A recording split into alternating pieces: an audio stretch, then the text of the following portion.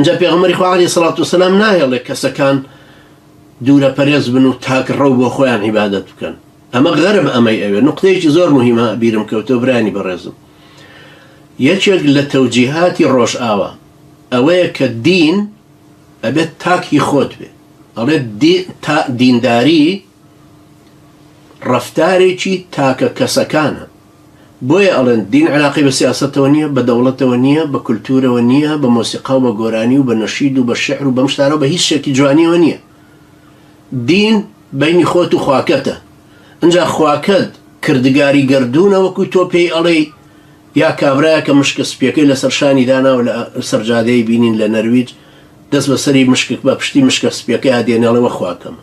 یەکی کە پشیلەکە خواکێتی، یەکی کە عەشیقەکەی خوایەتی، یەکێکی کە شەیتان خوایەتی. هەر یەکە کەسێک خوای بخۆی داناوە. غەرب ئەڵێ ئەم ڕۆژ ئاوایە ئەڵێ دینی تۆ ئەو فەرقی نییە، بەڵێ دینی تۆ بەرفراوانتر، بەڵام خۆ کاتۆلیکی لە تۆ زۆرتر. لەبەرەوە تۆ نابێ قسە لەسەر خواکەی ئەو بکەی کە مشکە سپیەکەی. دیندارەتیش هیچ تاکەسیە، بەڵام ئێمە ئیسلامەکەمان لە یەکەم ڕۆژەوە فەرمێ واعتەسیموا بحبل الله جەمیعا، کۆمەڵکارانە دەست بگرن بە دینەکەی خوای گەورەوە. پیغمبری خوا علیه الصلاة والسلام فرمى لحديث صحيحة الذي يخالط الناس، طبعا حديثك صحيحة يوجد من لسلسلة حديث صحيحة على مجلد دوم ششطة بنجاودوه شيخ ألباني رحمة خواجه. أفرمى الذي يخالط الناس ويصبر على أذاهم أعظم أجرا من الذي لا يخالط الناس ولا يصبر على أذاهم. أفرمى ئەو کەسەی تێکەڵاوی خەڵکی ئەکات و سەبر لەسەر ئازار و ناڕەحەتکردنیانە گرێ، پاداشتی زۆرترە لەو کەسەی تێکەڵاوی خەڵکی ناکات و سەبر لەسەر ئازار و ناڕەحەتیەکانیان ناگرێت. کەوابوو ئیسلام بە هیچ شێوەیەک تەرجیعەوەی نەکردو تۆ تاک بکەوی. ئەم تاکیە سەبەبێکە بۆ سستبوون و لێچوونەوە. سەلەفی ساڵحی ئەم ئومەتە ئەمانانان هەموو لەلا فەرزێکی تەواو ئەیانزانی چونکە ئەم دینە بەم شێوەیە دروست دەبێت. ئەیانزانی ئەمە حقیقەتێکی مطلقە، ئەیانزانی ئەمە بەڵگە نەویستە، پێویستی بە مناقەشەکردن نییە. بۆیە زۆر پابند بوون بە هاوڕیزیەوە، بە کۆمەڵکاریەوە، بە هەستکردن بە ئینتیمای ئومەتەکەوە، جەختیان لێ کردەوە، بەردەوام یەکتریان لەسەر تەشجیع کرد. ئەگەر یەکێک دوور بکەوتایەتەوە ڕۆژە لە ڕۆژان بیان بینایە لەگەڵ کۆمەڵکەیان نەماوە پێیان سەیرە بوو، وەکو سەحابیەک سەلەمەی کوڕی ئەکوعی بینی ڕزای خوای لێبێ لە ناوە عەرابایە، وتی ها سەلەمەی کوڕی ئەکوع ئەوە چییە بوویتەوە بە ئەعرابی؟ چونکە سەلەمەی کوڕی ئەکوع ڕزای خوای لێبێ ئیمان و هیجرەت و جیهادەکەی کردبوو. ئەیانی چی تۆ بوویتەوە بە ئەعرابی؟ ئەعرابی بوون بەدەوی بوون نیە عەزیزانی من. ئەعرابی بوون ئەشە مامۆستای جامعە بێ و ئەعرابی بێ، ئەشێ قیادەی بزوتنەوەی ئیسلامی بوو و لە مەکتەب عەسکەری بوو بێ ئێستا ئەعرابی بێ. یعنی دوای ئیمان و هیجرەت و جیهادەکە گەڕاوەتەوە بۆ یەکەم ئاستی ئیمانەکە کە فەقەت زاهیرەکەی قبوڵەکە مسلمان ماوە. بۆیە ئەبینی ئەم سەلەف و یاوەران و تابعینیش بەردەوام ئەمایان کردووە کە سەلەمەی کوڕی ئەکوعی بینی وتی ئەوە بوویتەوە بە عەرابیتی نا. پێغەمبەری خوا عەلەیهی سەڵاتو وسەلام ڕێگای داوە کە بێم. يعني پیغمبری خوا علیه الصلاة والسلام تایبەت ئەم قەرارەی بۆ ئەم سەلەمەی کوڕی ئەکوع داوە کە قەیناکە بچیتەوە ناو ئەو ئەعرابانە.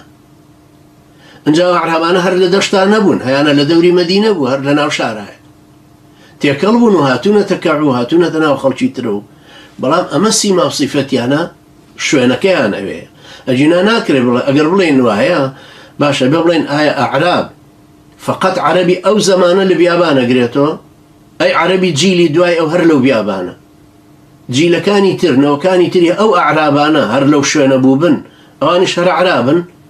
ئەی باشە هەر هی عەرەب ئەعرابن، ئەی کوردێک ناوێ بە ئەعراب؟ ئەی لە ناوەڕاستی ئێرانە لە سەحرای لووت خەڵک لەوێ ئەژی، یان لە تبت لە چین لە مەنغۆلیا خەڵک لەو سەحرایانە کە ئەژی یا لە نیڤادا لە ئەمریکا، ئەمانە نابن بە ئەعرابی ئەگەر مسلمان بوون. کەوابوو مسلمان بوونەکە عیلاقەی هەیە بەسەر ئینتیماکە و تەسلیم بوون بە حاکمیەت و هیجرەت و جیهادەکە. بۆیە ئەشێ کابرا گەڕابێتەوە بۆ عەرابی بوون. بۆیە ئەم سەحابیانەش بینی ئەوەندە تەئکیدیان لێ کردەوە.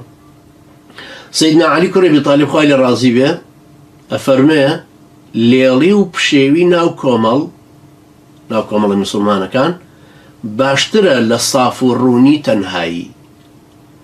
یعنی تۆ ئەگەر لە ناو کۆمەڵەکە تا بژی دیت لێڵبی هەندێک شت هەیە سەبری لەسەرگری بەڵام دەستە جەمعی خزمەتی ئیسلامەکە ئەکەن ئەمەت باشترە وەک لەوەی بەتەنیا بۆ خۆت سەرکەویتە سەر مینبەرێ وتار بدی. ئەمەت باشترە کە بە کۆمەڵکارانە وزەی هەمووتانە خەنەگەڕ پێکەوە دیاریتان کردو ئامانجەکانتان ئەبێ ئەو هەدەفەمان ئەو استراتیجەمان ئەم ئیشکردن ئەم قۆناغا بڕین ئەم هەدەفە پێویستە بێتە دی پێویستیمان بە جهدی چەند کەسە هی 50 کەس ئەگەر 30 کەس بووین هەدەفەکە دوورەکەوێتەوە کاتمان زۆرترەوێت بربەستی ڕێمان زۆرتر بۆ دروستە بێت. یعنی هەروەکو وایە ئەگەر 50 کەس بڕیارماندا هەر یەکێ لە لای خۆی یۆرۆیەکدانە مانگان یعنی مە 50 یۆرۆمان بەردەوام مانگانە ئەبێ کتێبێک چاپەکەین کتێبێک کۆپیەکەین ئەڵێنەوە لە بەردەستمان هەیە بەڵام ئەگەر کۆمان نەکردبووە ئەو کاتا بێڵ تخواتەوە 1 یۆرۆ بدە تخواتۆژ 1 یۆرۆ بدە ئەویتر ئەو کاتە پێمان کۆ نابێتەوە تەکمیلە نابێ ئەم سوالەش هەموو وەختێک ناکرێ بەڵام ئەگەر بڕیارماندا بوو کە هەر یەکەمان بڕێک لە پارەی خۆی دابنێ بخاتە سەر بەیتولمال بەیتولمالمان قەڵەباڵغە بێ و دەوڵەمەند دەبێ و کاتێک دەتوانین ئیشەکانی خۆمان هیچ بێجێبەجێ بکەین کەوا بوو دید لێڵیەکەی ناو کۆمەڵکاریەکە چاکترە لە ساف و ڕوونی دیدی خۆت بەتەنیا وەکو سەیدنا عەلی خوا لێ ڕازی بێ فەرمێ. عەبدوڵای کوڕی موبارەک خوا لێ ڕازی بێ کە یەکێکە لە ئیمامە بەڕێزەکانی ئومەتی ئیسلام لە ڕیسی 4 ئیمامە بەڕێزەکەیە ئەم پیاوە بەڕێزە دەوڵەمەندیش بوو قافڵەی حەجی ڕێگە خست ساڵێک و قافڵەی جیهادیش ساڵێکی تر ساڵێک جیهاد یەکە ساڵێک قافڵەی حەج و سەرکاروانی حەج بوو ڕەحمەتی خوای لێ بێ فەرمێ لە شیعرەکە لولا الجماعة ما كانت لنا سبل وكان أضعفنا نهبا لأقوانا فەرمێ ئەگەر کۆمەڵ نەبوو یا نەئەبوو ڕێمان نەئەبوو بیگرینە بەر ئەگەر کۆمەڵ نەدەبوو ڕێمان نەدەبوو بیگرینە بەر یعنی هیچ ڕێگایەکمان دەست ناکە و بیگرینە بەر پەرتەواسە ئەبووین ئەشتبینی ئەوی بەهێزمانە بێهێزمانی دارنی بۆ خۆی بەتاکید خۆی تەبیعەتی ژیانی ژوایە هەموو ئەوانەی کە دوژمنی ئیسلامیشن ئەوانش هەمویان کۆمەڵکارانە ئیشەکەن هەمویانە بینی مەراکزی استراتیجیان هەیە ئەحلافی عسکەریان هەیە ئەنجا پەیمانی سیاسی و هاوکاری تەنانەت لە دەنگدانێکە لە ئەوەمی متحیدە بینی ئەهلی کوفر هەمووی کۆبنەوە لەسەر یەک ڕێیکە خزمەتی ئیسرائیلەکە بەڵام خەڵکیشی ترە بینی لە قەزەیەکی گەورەی وەکو حەڵەبە ڕاجۆیان لەسەر دروستە بێت چونکە خۆیان ئینتیمایان نییە بۆ ئەو ئومەتەی کە ئەهلی حەلەب ئینتیمایان بۆی هەیە پێویستە ئەمە لە مێشکت دەرکەی کە بە تەنیا بژی کۆمەڵکارانە بژی لەگەڵ برایانی خۆتە سەبریان لەسەر بگرە وای گەورەش یارمەتی دەری ئێمەش و ئێوەش بێ قەت تاک نەکەوی چونکە وەکو پێغەمبەری خوا عەلەیهی سەڵات وسەلام فەرمووی شەیتان وەکو گورگە کاریگەری لەسەر مەڕی تەنها هەیە لەبەرەوە وەکو مەڕێک تەنها نەکەوی وا نەزانی خۆت زۆر بە قووەتی وەتوانی دینەکەت بگریت دینداریەتیەکەت لە ناو کۆمەڵی موسڵمانانە بە قووەترە بێ وای گەورە یارمەتی دەری ئێمەش و ئێوەش بێ وای گەورە بەرچاومان ڕۆشن کە بە نووری خۆی یارمەتی دەرمان بێ بە منهەجەکەی و پابند بین کۆمەڵکاریەکەمان بەهێزترکە برایەتی خۆشەویستیمان لە نێوانە زیاتر کە دڵ و ڕامان بکا بەیەک أقول قولي هذا واستغفر الله لي ولكم وجزاكم الله خيرا السلام عليكم ورحمة الله وبركاته.